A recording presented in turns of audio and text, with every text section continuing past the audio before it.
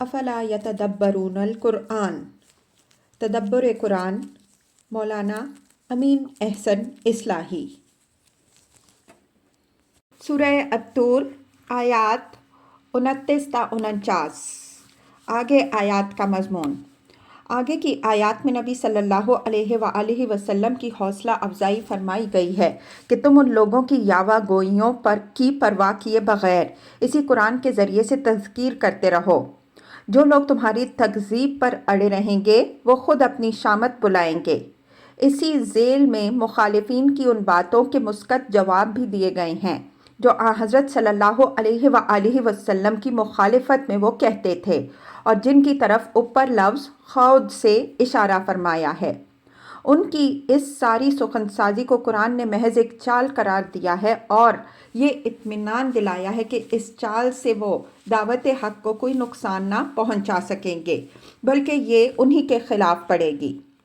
آخر میں آپ صلی اللہ علیہ وآلہ وسلم کو تسلی دی گئی ہے کہ ان کو کوئی بڑے سے بڑا معجزہ بھی قائل کرنے والا نہیں بنے گا۔ یہ اسی دن قائل ہوں گے جس دن قیامت ان کے سر پر آ کھڑی ہوگی اور ہر پہلو سے ان کی بے بسی ان پر واضح ہو جائے گی۔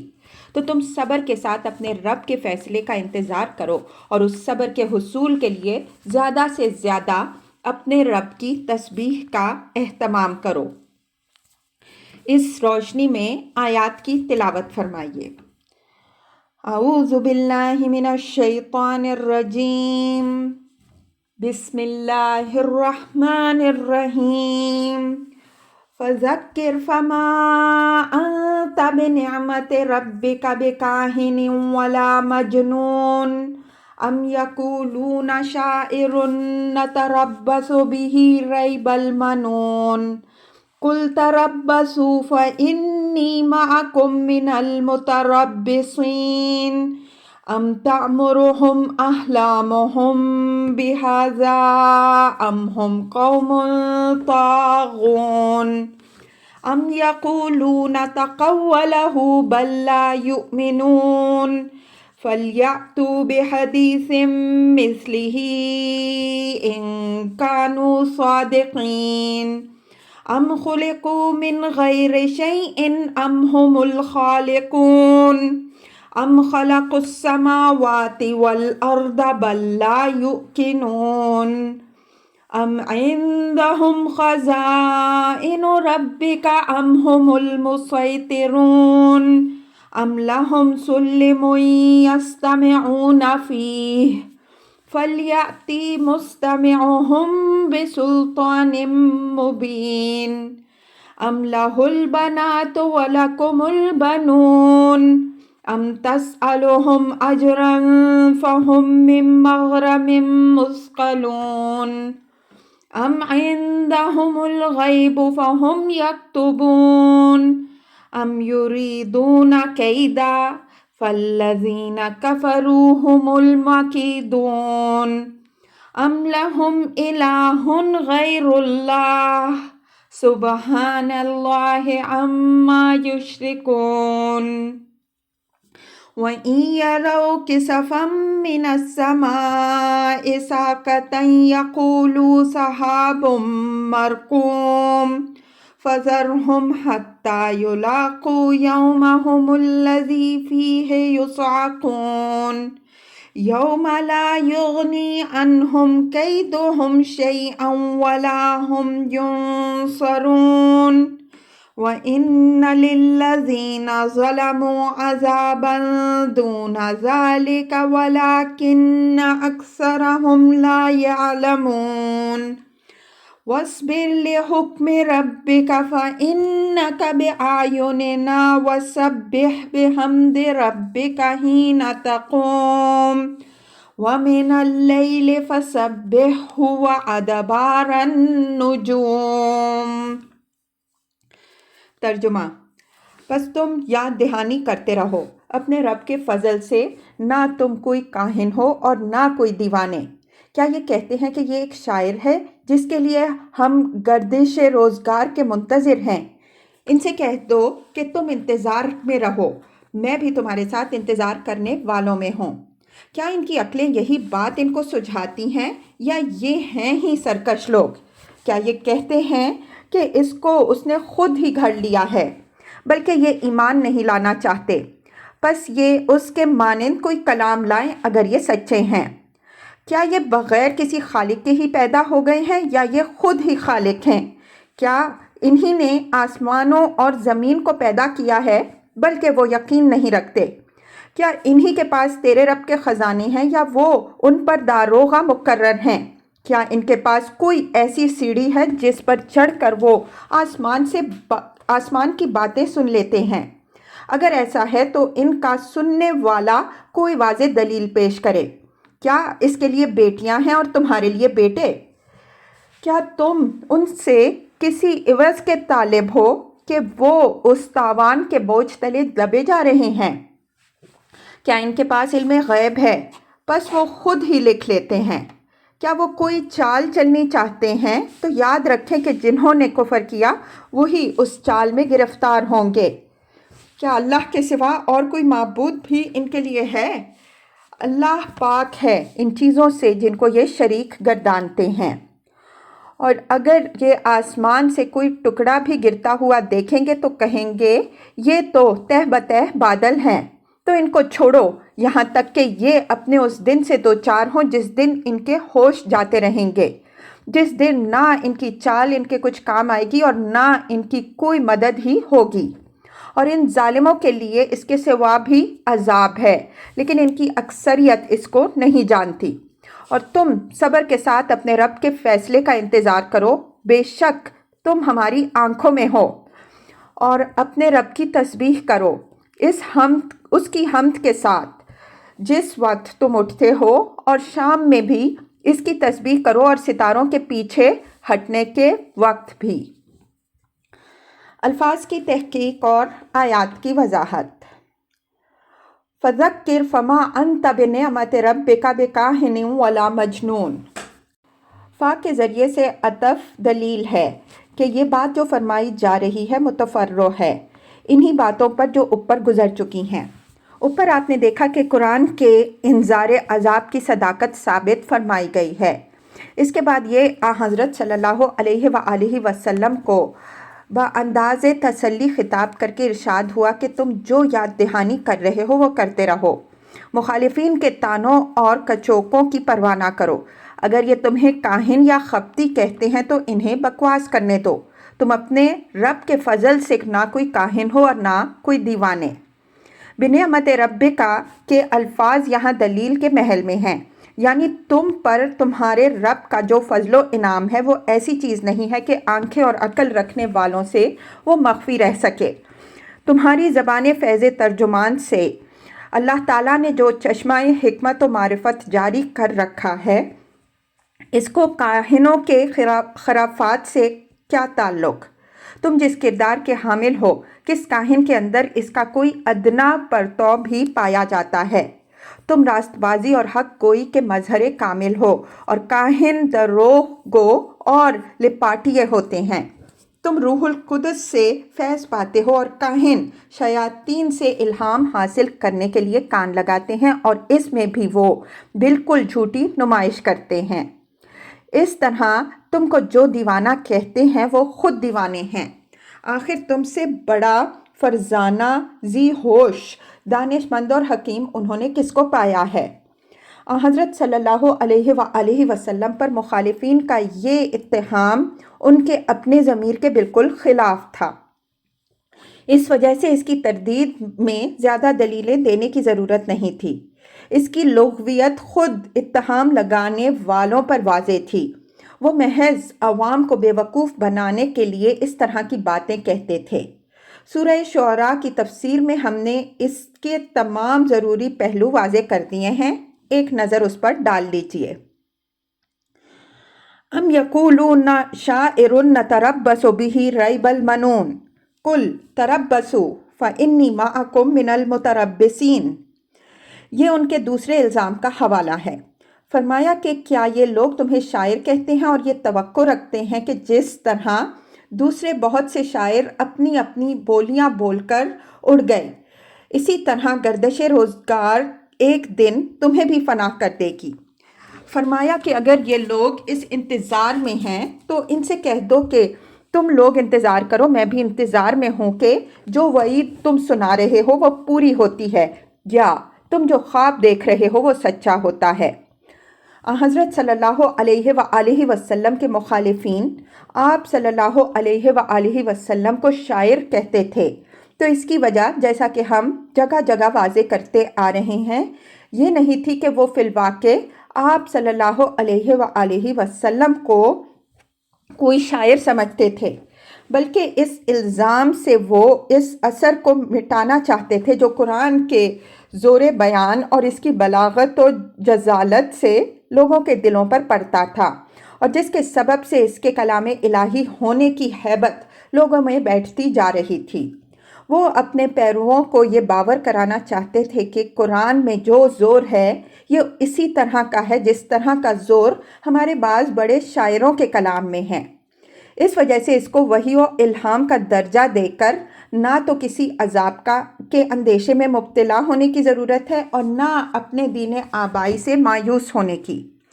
جس طرح ہمارے شاعروں کے کلام کی ان کے دور میں بڑی دھوم رہی ہے، لیکن پھر نہ وہ باقی رہے اور نہ ان کی شاعری، اسی طرح چند دن اس شخص کی فصاحت و بلاغت کا تماشا بھی دیکھ لو، بالآخر اس کو بھی گردش روزگار مٹا کے رکھ دے گی۔ قُلْ تَرَبَّصُوا فَإِنِّي مَعَكُم مِّنَ الْمُتَرَبِّصِينَ۔ فرمایا کہ اگر یہ لوگ اس انتظار میں ہیں تو ان کو بتا دو کہ تم لوگ بھی انتظار کرو، میں بھی انتظار کر رہا ہوں کہ تمہاری یہ طمع خام پوری ہوتی ہے یا میرے رب نے تم کو جس چیز سے ڈرایا ہے وہ ظاہر ہو کے رہتی ہے۔ المنون کے معنی الدہر یعنی زمانے کے ہیں۔ محاورہ ہے دارا علیہم المنون، وہ گردش روزگار کی نظر ہو گئے۔ ریب المنون کے معنی ہیں حوادث روزگار۔ مخالفین کے اس الزام کی مفصل تردید قرآن نے سورہ شعراء میں کی ہے۔ وہاں چند نہایت واضح کسوٹیاں بھی قرآن نے لوگوں کے سامنے رکھ دی ہیں جن پر ہر عاقل پرکھ کر فیصلہ کر سکتا ہے کہ قرآن اور اس کے حامل کو شعر اور شاعری سے دور یا قریب کا کوئی واسطہ ہے یا نہیں۔ ہم نے بھی اس کے ہر پہلو پر وہاں تفصیل سے گفتگو کی ہے۔ ام تأمرہم احلامہم بہذا ام ہم قوم طاغون، یعنی معاملہ دو شکلوں سے خالی نہیں، یا تو فی الواقع ان کی عقلیں یہی کچھ ان کو سجھا رہی ہیں کہ تم اللہ کے رسول نہیں بلکہ ایک کاہن، مجنون اور شاعر ہو، یا یہ بات ہے کہ یہ لوگ اپنی سرکشی کے باعث تمہاری بات ماننے کے لیے تیار نہیں ہیں، اس وجہ سے تکذیب کے بہانے ڈھونڈ رہے ہیں۔ مطلب یہ ہے کہ پہلی بات کا امکان تو بہت بعید ہے۔ آخر کوئی عاقل تمہارے جیسے صداقت شعار، راست باز عاقل، فرزانہ، متین، رزین، مومن، مسلم، حنیف اور حکیم کو کاہن، مجنون اور شاعر کس طرح قرار دے سکتا ہے؟ اگر کوئی یہ جسارت کرتا ہے تو اس کے معنی یہ ہے کہ وہ عقل سے بالکل عاری ہے۔ اب صرف دوسرا امکان باقی رہ جاتا ہے کہ یہ لوگ نہایت سرکش ہیں اور اس سرکشی ہی کے سبب سے یہ سخن سازیاں کر رہے ہیں۔ مطلب یہ ہے کہ ان کی یہ سرکشی ہی ان سے یہ باتیں کہلوا رہی ہے، عقل کو اس میں کوئی دخل نہیں ہے۔ ام یقولون تقولہ بل لا یؤمنون فلیأتوا بحدیث مثلہ ان کانوا صادقین، یہ ان کے ایک اور الزام کا حوالہ ہے اور اس کا جواب۔ فرمایا کہ کیا یہ کہتے ہیں کہ اس قرآن کو گھڑا تو انہوں نے خود ہے، لیکن اپنی نبوت کی دھونس جمانے کے لیے دعویٰ یہ کرتے ہیں کہ اس کو اللہ تعالیٰ نے اپنے فرشتے کے ذریعے سے ان پر اتارا ہے۔ تقولا کے معنی کسی پر جھوٹا بہتان لگانے کے ہیں۔ یہی مضمون دوسرے مقامات میں بل افتراہ سے ادا کیا گیا ہے، یعنی ان کے نزدیک یہ کتاب ہے تو ان کی اپنی طبع ذات، لیکن عوام فریبی کے لیے جھوٹ موٹ یہ دعویٰ کر رہے ہیں کہ یہ اللہ تعالیٰ نے اتاری ہے۔ بل لا یؤمنون، یہ اصل حقیقت کا اظہار ہے کہ ان کا یہ الزام بھی ان کے اپنے ضمیر کے بالکل خلاف ہے۔ ان کا پورا یقین ہے کہ یہ کتاب تمہاری تصنیف نہیں ہے۔ وہ جانتے ہیں کہ اس طرح کا کلام نہ تم پیش کر سکتے ہو اور نہ کوئی دوسرا پیش کر سکتا ہے، لیکن اس پر ایمان نہیں لانا چاہتے۔ اس وجہ سے یہ اپنے جرم پر پردہ ڈالنے کے لیے یہ سخن سازی کر رہے ہیں۔ یہاں فعل ہمارے نزدیک ارادہ فعل کے معنی میں ہے۔ اس کی مثالیں اس کتاب میں جگہ جگہ گزر چکی ہیں۔ فَلْيَأْتُوا بِحَدِيثٍ إِلَى الْآيَةِ، یہ ان کے الزام کے جواب میں ان کو چیلنج ہے کہ اگر فی الواقع وہ اس کو پیغمبر کی اپنی تصنیف گمان کرتے ہیں تو وہ اپنے خطیبوں اور شاعروں کے کلام میں سے کوئی چیز اس کے مانند پیش کریں، خواہ وہ ان کے پرانے ذخائر میں سے ہو یا اب وہ خود سر جوڑ کر بیٹھیں اور کوئی چیز اس کے جواب میں پیش کریں۔ اگر وہ ایسا نہ کر سکیں اور ہرگز نہیں کر سکتے تو پھر راست بازی کا تقاضا یہ ہے کہ اس الزام کو وہ واپس لیں اور پیغمبر صلی اللہ علیہ وآلہ وسلم کو صادق و امین مان کر ان پر ایمان لائیں۔ یہ بات یہاں ملحوظ رہے کہ قرآن نے یہ بات فرمائی تو ہے قریش کے جواب میں، اور انہی کے جواب میں یہ فرمانے کی بھی ہے، لیکن یہ چیلنج آج بھی اعلیٰ حال ہی قائم ہے۔ قرآن کے منکرین نہ تو اپنے قدیم ادبی و مذہبی ذخیرہ میں سے اس کے مانند کوئی چیز پیش کر سکے، نہ خود ہی کوئی چیز ایجاد کر سکے، اور نہ بعد کی پوری تاریخ میں کوئی ایسی چیز سامنے آئی جس کو اس چیلنج کا جواب قرار دیا جا سکے۔ دنیا کی غیر عرب قوموں کے لیے یہ چیلنج براہ راست نہیں ہے، تاہم وہ بھی طبع آزمائی کر کے دیکھ سکتی ہیں کہ وہ کوئی چیز اس کے پائے کی لا سکتی ہے یا نہیں۔ پھر یہ بات بھی پیش نظر رہے کہ قرآن کی یہ تحدی کسی ایک ہی پہلو سے نہیں بلکہ بحیثیت مجموعی ایک صحیفہ ہدایت ہونے کے پہلو سے ہے۔ ہو سکتا ہے کہ کوئی قوم یہ دعویٰ کر بیٹھے کہ اس کے شاعر کے پایا کا کوئی شاعر یا اس کے خطیب کے درجے کا کوئی خطیب دنیا میں نہیں ہے، لیکن اول تو یہ دعویٰ ہی محل نظر ہے۔ دوسری قوم اس کے جواب میں اپنے خطیب یا شاعر کے حق میں یہی دعویٰ کر سکتی ہے، لیکن کسی کا یہ دعویٰ تسلیم بھی کر لیا جائے تو یہ زیادہ سے زیادہ وہ کسی ایک منبر میں برتری کا دعویٰ ہوگا، جس کو کوئی شخص نہ اپنے نبی ہونے کے ثبوت میں پیش کر سکتا ہے اور نہ کوئی عاقل اس بنیاد پر اس کو نبی یا رسول مان سکتا ہے۔ ام خلقوا من غیر شیء ام هم الخالقون ام خلقوا السماوات والارض بل لا یوقنون۔ مکذبین کے اعتراضات و اتہامات کے جواب دینے کے بعد اب یہ ان سے چند سوالات کیے گئے ہیں کہ اگر وہ عذاب اور آخرت کے منکر ہیں تو یہ بتائیں کہ کیا وہ بغیر خالق کے ہی پیدا ہو گئے یا خود ہی اپنے خالق ہیں؟ نیز یہ بھی بتائیں کہ کیا آسمانوں اور زمین کو انہوں نے پیدا کیا ہے؟ یہ امر واضح رہے کہ مشرکین عرب اپنا اور تمام آسمان و زمین کا خالق اللہ تعالیٰ ہی کو مانتے تھے۔ وہ اپنے مزعومہ شرکاء میں سے کسی کو کسی چیز کا خالق نہیں مانتے تھے۔ یہ سوال قرآن نے ان کے سامنے رکھ کے گویا ان سے پوچھا یہ ہے کہ جب وہ اپنا اور آسمان و زمین کا خالق اللہ تعالیٰ ہی کو مانتے ہیں تو اس کے عذاب اور اس کے روز جزا و سزا کو کیوں بعید از امکان سمجھتے ہیں؟ کیا ان کا یہ گمان ہے کہ اللہ تعالیٰ ایک مرتبہ ان کو پیدا کر کے اب دوبارہ پیدا کرنے سے عاجز ہو گیا ہے؟ اگر وہ ایسا سمجھتے ہیں تو یہ ایک کھلی ہوئی حماقت ہے۔ جو پہلی بار پیدا کرنے پر قادر ہوا وہ دوسری بار پیدا کرنے پر بدرجہ اولا قادر ہوگا۔ اسی طرح وہ یہ بھی سوچیں کہ جب وہ خود اپنے خالق نہیں ہیں بلکہ کسی اور نے ان کو پیدا کیا اور ان کی معاش و معیشت کا سامان کیا تو کیا یہ ممکن ہے کہ وہ ان کو یوں ہی چھوڑے رکھے اور کسی دن ان سے یہ نہ پوچھے کہ اس نے ان کو کس مقصد کے لیے پیدا کیا تھا، اس کو انہوں نے پورا کیا یا نہ کیا؟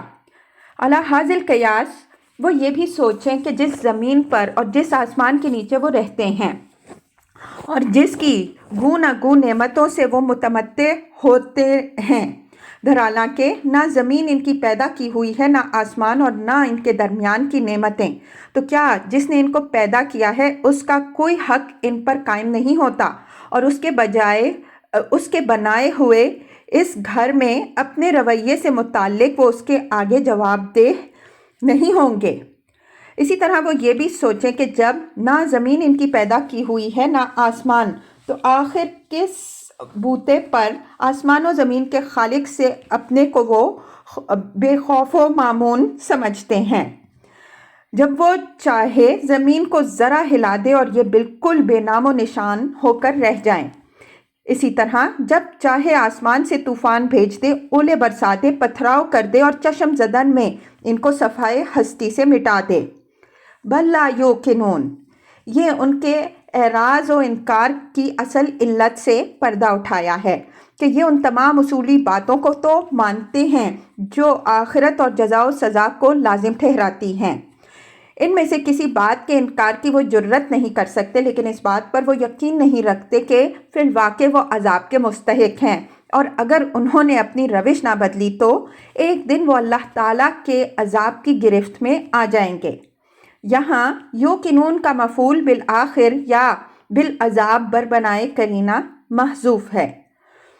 ہم یہ حقیقت جگہ جگہ واضح کرتے آ رہے ہیں کہ مشرکین قریش قیامت کے صریح منکر نہیں تھے، اس کو وہ ایک نہایت مستبد چیز سمجھتے تھے۔ ان کا خیال یہ تھا کہ قیامت اور عذاب و ثواب کا قصہ اول تو محض ایک وہم ہے، ثانیاً اس کی کچھ حقیقت ہے بھی، تو یہ اتنی دور کی چیز ہے کہ اس کے لیے ابھی سے فکر مند ہونے کی ضرورت نہیں۔ ثالثاً اس کا مرحلہ بالفرض آیا بھی تو ہمارا معاملہ ہمارے دیوتاؤں سے متعلق ہوگا، وہ اپنی سفارش سے ہمیں اللہ تعالیٰ کی گرفت سے بچا لیں گے۔ اسی طرح وہ اس عذاب پر بھی یقین نہیں رکھتے تھے جس سے قرآن ان کو بصورت تکذیب اس دنیا میں آگاہ کر رہا ہے۔ وہ اپنی موجودہ خوشحالی کو اپنے عقیدہ و عمل کی صحت کی دلیل بنائے بیٹھے تھے۔ ان کا گمان یہ تھا کہ اگر فی الواقع وہ خدا کے غضب کے سزاوار ہوتے، جیسا کہ پیغمبر صلی اللہ علیہ وآلہ وسلم اور ان کے ساتھی کہتے ہیں، تو ان کا حال دنیاوی رفاہیت کے اعتبار سے پیغمبر صلی اللہ علیہ وآلہ وسلم اور ان کے ساتھیوں سے بہتر کیوں ہوتا؟ پھر تو صورتحال اس کے بالکل برعکس ہونی چاہیے تھی۔ ان کی اس ذہنی حالت پر غور کیجئے تو معلوم ہوگا کہ اصلاً یہ عدم یقین ہی کی صورت ہے۔ اصل حقیقت سے تو ان کے لیے فرار کی کوئی گنجائش تھی نہیں۔ اس کے تمام مقدمات ثابت سے اور معلوم تھے۔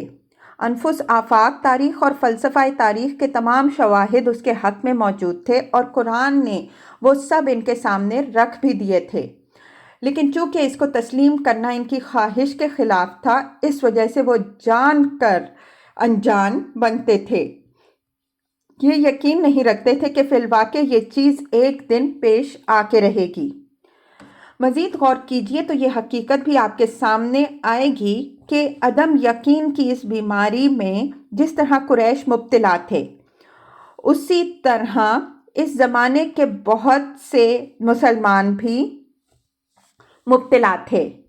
ان کو قیامت اور جزا و سزا سے انکار تو نہیں ہے، لیکن ان کی زندگی شاہد ہے کہ ان کو اس کا یقین نہیں ہے، اور ان کے اس عدم یقین کے اسباب کا تجزیہ کیجئے تو معلوم ہوگا کہ یہ بھی اسی طرح کی کسی نہ کسی غلط فہمی کے شکار ہیں جس طرح کی غلط فہمیوں میں مشرکین مبتلا تھے۔